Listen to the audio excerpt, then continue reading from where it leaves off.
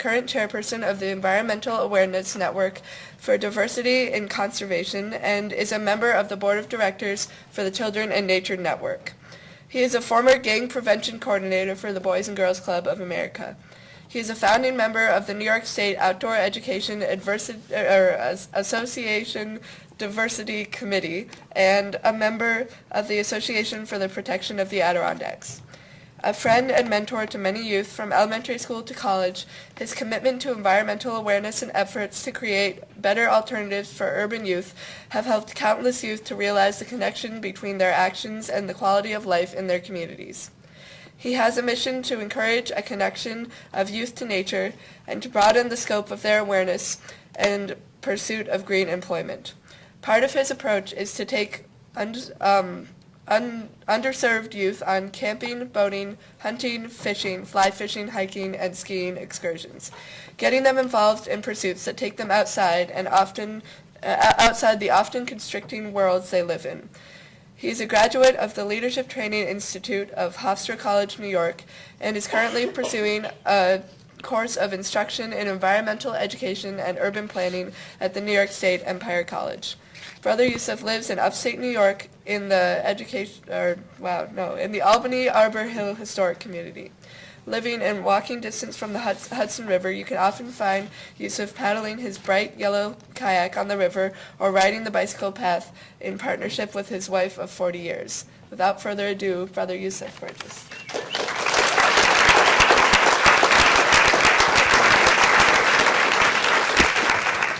Good morning, folks. How's everybody? Fired up? Ready to speak up? You know, I like those kind of introductions, but they kind of like weigh me down. I'm actually a runaway kid from Brooklyn who found his way to the environmental movement by way of a young man that sort of tapped me on the shoulder one day and said, would you care to be a part of a movement that's called Leave No Child Inside? That's a guy named Richard Louvre. But I want to talk about, you know, coming up in Brooklyn in the projects with 3 brothers older than me and 3 siblings younger than me. I was like the middle child. And like a lot of young people that I work with, I was like Glee Club material by nature. You know, I wasn't the kind of a basketball player that my 6'9" gray-eyed brother was, or my brother was a boxer, and my other brother was like the warlord of the Marcy Chaplains. That was like the notorious gang in Brooklyn back in the 50s and 60s. I was more like connect the dots, Glee Club material by nature. And I had to like hide that, and I saw through my work in gang prevention a lot of young people who were really, I call them soft as shaman, but had to act like they were real hard and hard rock and didn't want to get involved, didn't want to tell anybody they liked to catch tadpoles like I did when I ran away in Prospect Park and caught tadpoles and bees in a jar, and you know, wanted to see the caterpillars in the jar. I would watch them, see if they would grow a butterfly while I'm watching, things like that. But my work in the urban communities has taken me from that to really engaging, inspiring, and preparing young people from the urban communities to be a part of this movement, to be a part of this be aware and speak up and do what you can from where you stand type movement. We work on really rolling up our sleeves and going to work on what can be done from where we stand. There's not a lot that can be done by ourselves, but as units, as communities, and as neighborhoods that are empowered and that are moving toward mobilization, we make a difference, and we can clock that difference, chart that difference, and speak up on that difference. And that's what it's about. But I first want to introduce you to a guy, Richard Louvre, who talks about nature deficit disorder. Saving our youth from nature deficit disorder is a real challenge when it comes down to the wired communities that we have with our young people being engaged with earplugs and texting, and I call it the hamster. They're hamstering, you know, and they're just moving in a way that's all about being plugged in, staying inside, and not getting outside. And those things are not making our youngsters aware of what's going on around them when they become screen people. Now, in a virtual world, they do, but to really have hands-on is what it's about, so that we, as a people, can know that it's important to have young people engage in the nature before they're asked to heal its wounds. I mean, how can you love what you're doing and not be able to do something about it? And that's what it's all about. So I want to start with a short video by Richard Louvre.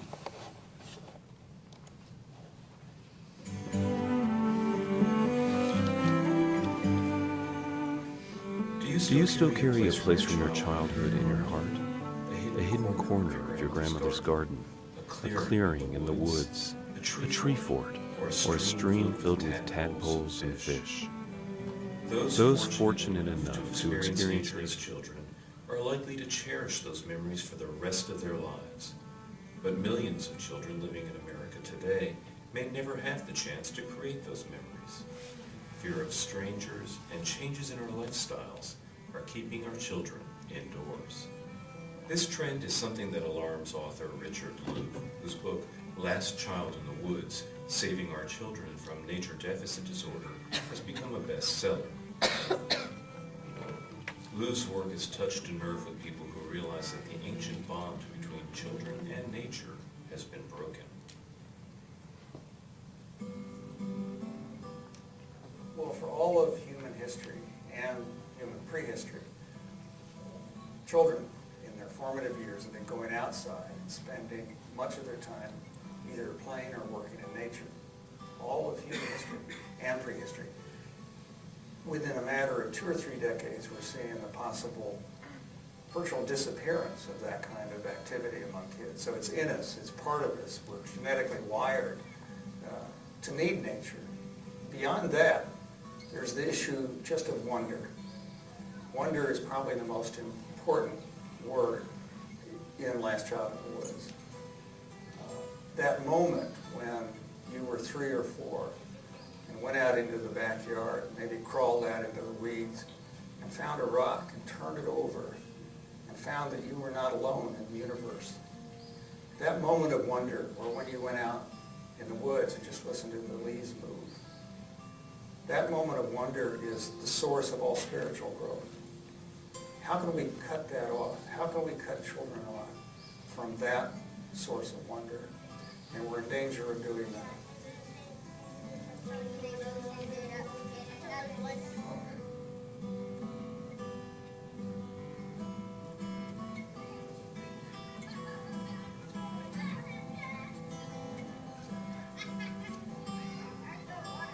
Scientific studies are verifying Louv's assertion that contact with nature is not just a luxury, but is essential to healthy child development. Some of these studies show, for instance, kids with the symptoms of attention deficit disorder, symptoms get much better with just a little bit of contact with nature. Studies of creativity show that kids who play in natural areas versus the flat asphalt or turf playgrounds, the kids in the natural areas play much more creatively. The leaders that emerge in natural areas tend to be the smartest kids. The leaders who emerge in the flat, boring playgrounds tend to be the physically strongest. Studies on stress reduction for both adults and kids show dramatic stress reduction. Just getting out in nature. If our response to nature is instinctual and an essential part of what it means to be human, what is keeping us from allowing our children outdoors? Louv believes that the answer to that question is fear. Well, parents talk about, of course, being too busy, and they talk about electronics, the distraction of electronic video games and television and all of that. But when you really get to it, what parents talk about more than anything is their fear of strangers, of people. And that's why they don't want their kids going outdoors. Now, the irony is that the actual threat of stranger danger with child abductions is a fraction of what people think that it actually is. And it's been going down for the last decade. But the fear is real.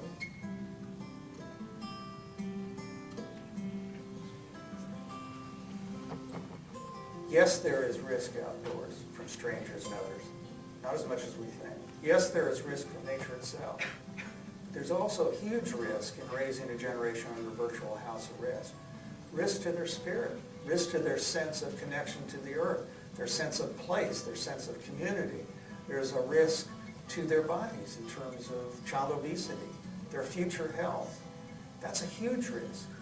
We can't allow that to happen. We can't be the last generation that has that kind of healthy, full human engagement in the world that we were given.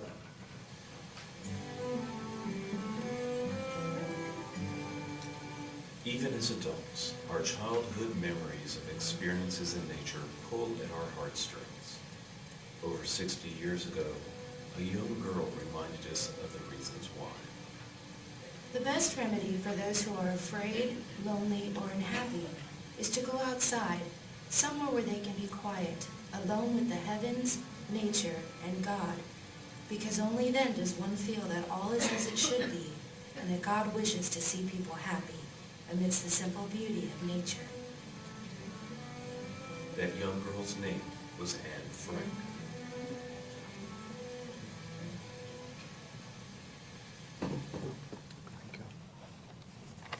Thank you. That sort of sets the pace for the importance of being outdoors and having a life that's breaks the sedentary lifestyle that some of us can live because of the way technology is going. You know, I work, again, my background is gang prevention, so I work with a group of young people in an urban area that really surprised me in how they take to this movement. So I know that there's something innate inside these young people that want to be outdoors, that want to touch the soil, that want to be in the water, that want to be on the mountains. I want to take you on a journey of what we do and what we've taken away from here at the conference. And I think my introduction said I've been married 40 years to my wife, but that's 5 years ago. I'm 45 years married to a young lady that I met in 6th grade at grade school. So sustainability is part of my vocabulary. Right? But when we talk about, you know, coming out and doing what has to be done to speak up and go to action, roll our sleeves up, it's about getting in action. It's about doing something. And so, you know, as I said, coming up in Brooklyn, I was sort of like a shy kind of kid that was, I don't know, for lack of a better word, but I was like a closet environmentalist, you know, that didn't want to come out and let you know that I like to do what I want to do outdoors. And for some young men and some young ladies in the cities, that happens. They don't want to be out. It's not cool to be outdoors or to be part of the movement that's making a change. This is our Clinton Avenue community raised bed garden. And getting started, we're empowering youth to give back to their community is what we do. And this is a vacant lot project that we started after our first time here to talk about what can we do in our community to make a difference, to make a change. So we went to a church that had a vacant lot, and we got it for $1 a year, the use of the lot if we upgrade it, and for 3 years, and then we talk about what we're going to do with it next. City gave us some compost at first. We got some lumber from, and actually this lumber and all the tools and things we got from connecting with North Face, the clothing manufacturer, the sports apparel people, who gave us a good start. We wrote a grant up called Eat Well, Play Hard to do our garden project and started our project there. The young men constructed the raised bed boxes and got some help from the 4-H Master Gardening Project to give us some help on what plants to grow and how to do this thing in a raised bed way. And these are guys that know rap, basketball, and other things as part of their everyday life. But they got into this, and I was able to actually go to the school district and produce a movement or a initiative that related to having these young guys in the summer with their summer youth employment become paid to do this. And you couldn't tell these guys they weren't environmental educators. They were being paid to do some environmental stuff, but it was a really great piece. And the Esprit Corps, from being uniformed in the Boys Outdoor Leadership Church, really showed some pride and some attention to what they were doing. So I think we produced more work. I've never seen a bunch of young guys that didn't know how to hold a hammer, use a rake. You know, they didn't have access to it, weren't exposed to that. And this is what happens from the beginning to the middle and the end of things. So we talked about discipline, direction, determination, having teamwork, and having a goal, having a vision that's a shared vision to make this work a success. So I decided, in a crazy kind of way, after reading a book, and I got to one page that talked about square foot raised bed gardening, whoop-de-doo. So let's go square foot. And this way I was able to bring in math, connect with the learning environments and some of the core culture, core curriculum that was in the school, the learning environment, living environment teachers, the biology teachers, some of the math teachers got involved in what was going to go down in this garden. So we got some rope and we specified things off and had it to square bed gardening. And we used the vertical growth as well as the horizontal growth to get things done in the space we had, to maximize the use of space. This is my motley crew.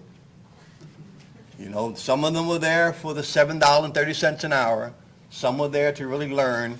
But at the end, a lot of them became nurturers. That was like, that's my tomato. You know, that's my cabbage. After they got into really putting their hands in there, they were there. And I worked, again, with young guys that were on the cups of either being on probation. I said, starts in detention, probation, and then in trouble. You know, so, but our young people, there's a lot of programs going on. Maybe not enough in our inner cities, but our youth need something to be as opposed to just something to do. So we're teaching them how to have career launches out of some of the work that we do in the garden. Green gym, work it out. So come out there and move some cement, wheel some wheelbarrows, and get pumped up like that.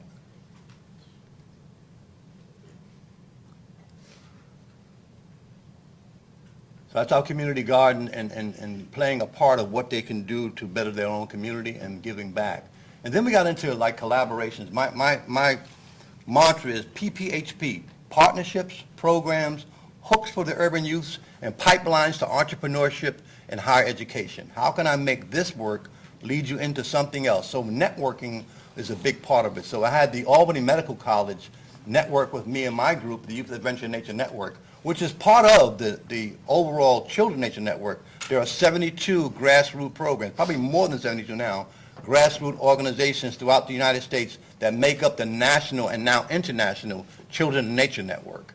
But our group, the Youth Adventure in Nature Network, hooked up with the Albany Medical College to talk about health disparities, to talk about giving us a hand. These are students that are just coming in to be our future doctors who have an advantage of, after they graduate school, to work in disadvantaged neighborhoods and give back for 4 years. So the administrators asked me, can we get them to connect with our youth now before they even start school with your garden project? And that's what we did. They came out, 30 of them strong. They come out every year and help us in the garden, get connected with the youth, learn more about them and what's going on in our community to make a difference.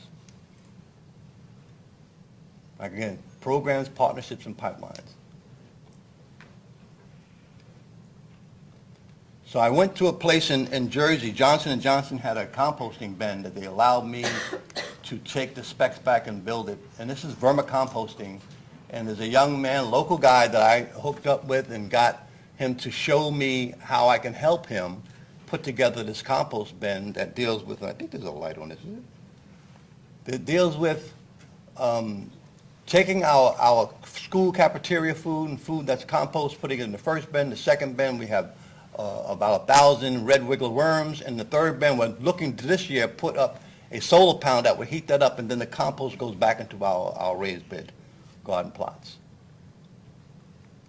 It's a great system. It's a huge system in the middle of the city, but it also gives attraction to the folks in the community to be a part of what's going on there. And this is our next stage in development of our garden is, and we have it now, we have the tank in the garden. We have a 555-gallon tank sitting in the garden to be raised up with inclined roofs that will bring rain harvesting, harvesting our rainwater so that we can really be sustainable in our efforts to produce the food that talks about how we eat well and play hard. And the money that we're saving from this is really big, and we talk about that as it relates to economics, as it relates to doing the things that can make a change and using space in the best way that we can use it. So there's incline roofs with PVC pipes leading into the tank, and in that tank we're looking to put a pipe into the tank going to a stationary bike where the youngsters will ride the stationary bike, building up pressure in that tank, and then it can be used as a hose. So that becomes another attraction to bring on change. And we talk about, I just mentioned this to someone, I know a guy named Scott Kellogg in Albany who really wrote the book on sustainability that I use, and he and I worked together, and he let me know about the 3 elements of rainwater harvesting.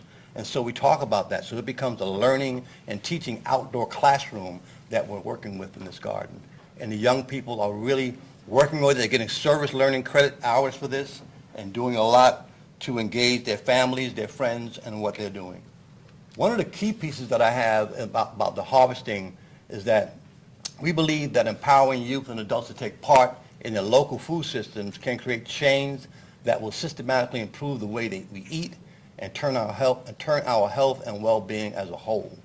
Now this is our garden, and we produced a lot of produce, but more than that, we produced work ethics, we produced teamwork, we did some really good networking, had some visions for the future, and in doing so, the youngsters that work with me in the garden is not just one school, it's schools, it's guys that get probated to me from the family courts.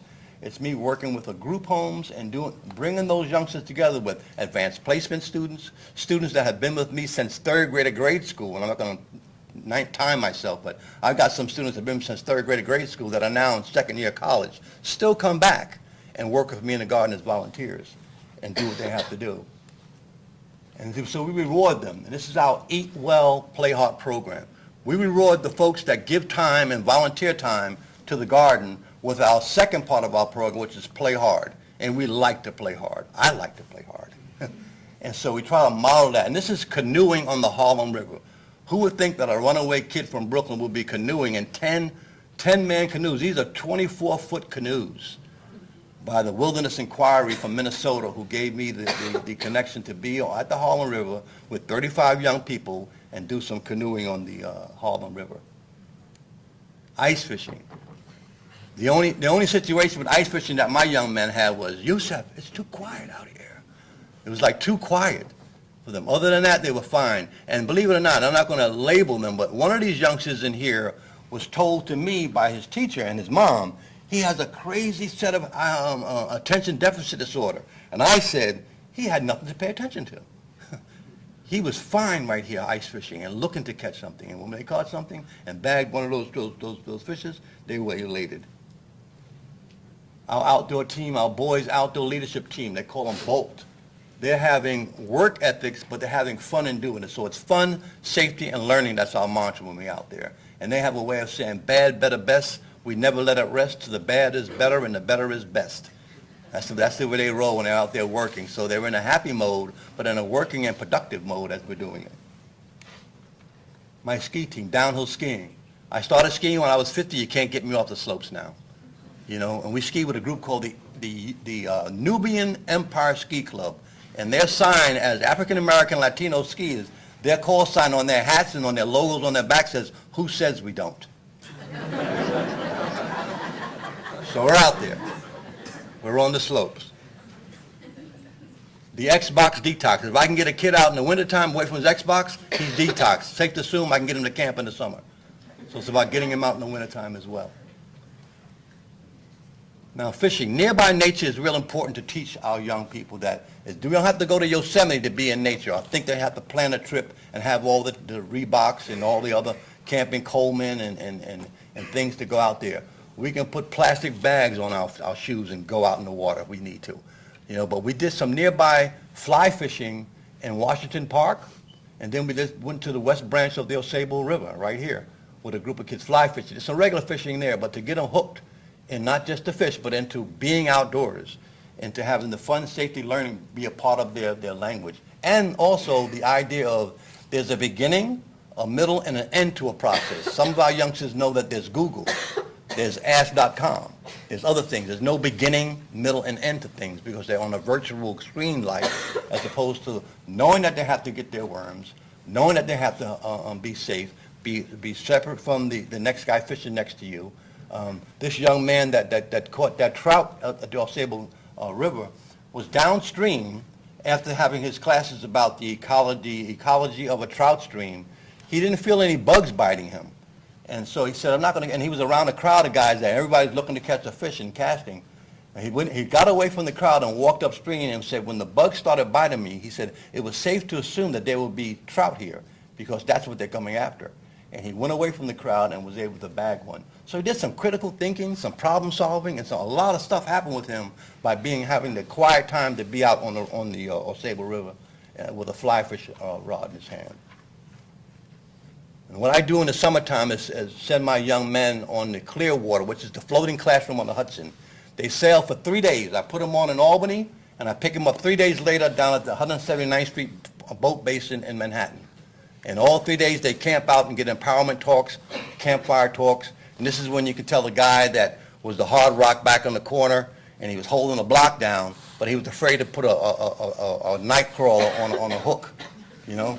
Yeah, but this is the kind of campfire talks that I had when they're out here on the ship, and they're doing a lot of stuff about onboard educators, learning about snapshots on the Hudson, what is an estuary. They're getting a lot of information and love for nature so that they can go toward the idea of climate change being a part of their green collar economy that's coming up that may afford them some real higher education and career launches in this whole thing. My young ladies get the same opportunity to sail for 3 days on the clear water and take it upon themselves to really meet some real empowered women that are doing these kinds of careers in the outdoors. A great time and a great respect for nature and respect for each other and teamwork, which is not always had. And this is my last frame just talking about me, but it's important that leadership is in the lives of some of our young people. They don't have leadership, a lot of them that I work with anyway, and to move them from point A to point B and to have them think about their own point C is an important piece when it comes down to who is giving it to them. Where's it coming from and where's it going to go? And these are some of the sponsors and potential sponsors that work with me and with the groups that I work with, and that's increasing, as well as the idea of our young people learning how to write their own mini grants, ask for what they need, produce what they have to do in timelines, know about discipline, direction, determination, and get things done for themselves and for their community. It's a great work. It's an urban work, but as we grow toward really knowing what can be done by ourselves in this field, it's an important piece to have friends in different places that have not necessarily had the conversations that are going on. A lot of pediatricians weren't talking to the Department of Environmental Conservation, but through our work, they're talking now. So we know that there's a lot being done with health disparity, things that are happening for young people to understand that going outdoors is an important part, if it's not the most important part of what they can do for themselves. And that's my spiel, and I'll stick with it. Thanks for letting me share.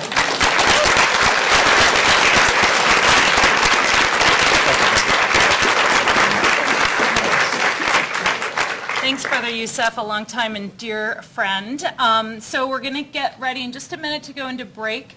We are going to start right at 10:30, so just you have a couple last minutes during break, but just find your way to your workshop. I just want to remind everyone that as you're in your workshops, be thinking about how can I take this idea back to my